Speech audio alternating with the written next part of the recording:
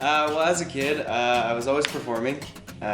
Whoever would watch me, whoever I could get to sit down for long enough to watch me perform to them, that was my goal at all times. Just to, be the entertainer. You know, I just wanted to entertain people and have them enjoy that. Mom probably describes me as someone that didn't like sitting down very much, although they did make me sit down a lot.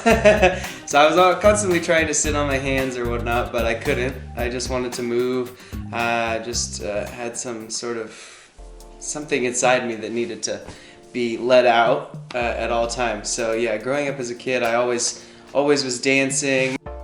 The first chance that I had to dance for someone that wasn't my family was when I found out that the elementary school that I was going to was going to have a talent show, and of course I had to be in it.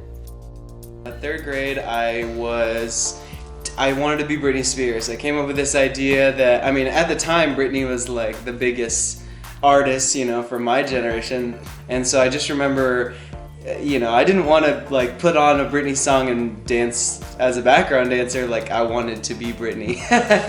And I had to be Britney, so I tried to convince two of my friends in third grade. Think about third grade trying to convince two other boys to be my backup dancers, and they were like, hell no.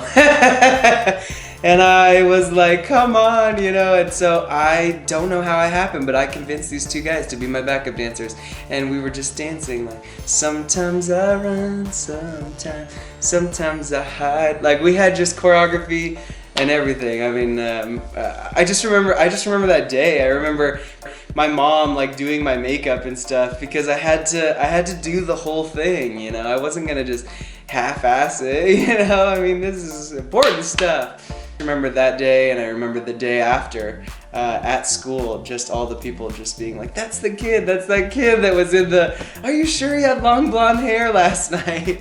That was a wig, that was the first time where I was just like, this is what I want to do forever and ever.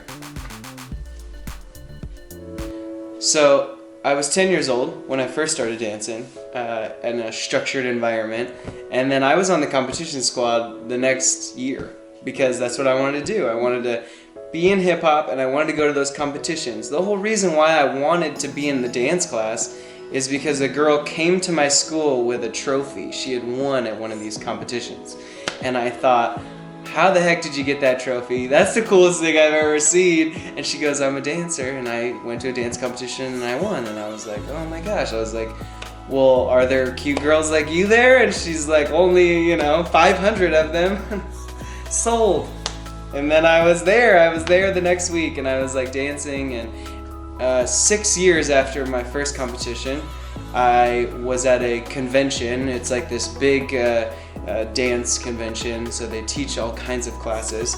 And I remember that one of the auditions that we had during the convention was watched by a talent agent from LA.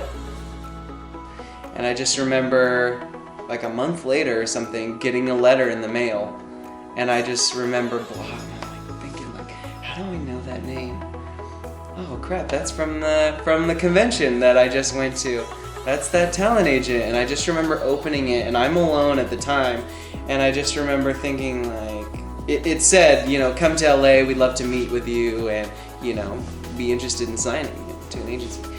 And so I remember as soon as my mom came home, I was just like, we're flying to LA. we're going now, like my bags are packed, I'm ready to go. When are you gonna be ready to go?